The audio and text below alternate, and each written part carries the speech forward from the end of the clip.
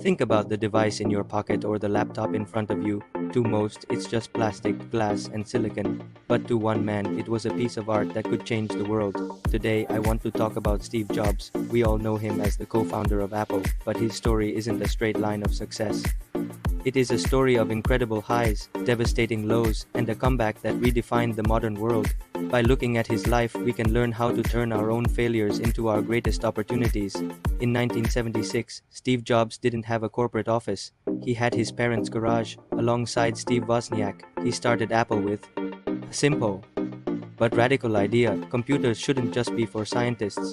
They should be for everyone. Jobs wasn't the best engineer Wozniak was, but Jobs had the vision. He obsessed over how the computer felt and how the fonts looked.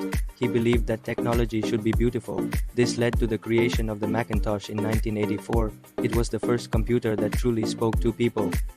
He showed us that even if you start small in a garage, a big enough vision can disrupt an entire industry. But then the unthinkable happened. In 1985, after a series of power struggles, Steve Jobs was fired from Apple, the very company he created. He was 30 years old and his failure was very public. He later called this the best thing that ever happened to him. Why? Because it freed him. During his years in the wilderness, he didn't give up.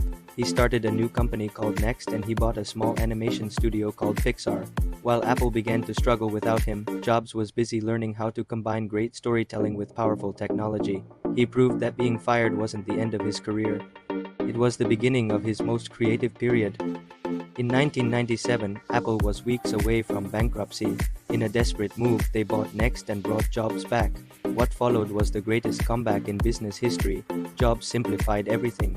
He launched the iMac, then the iPod, and then in 2007, the iPhone. He didn't just give us a phone.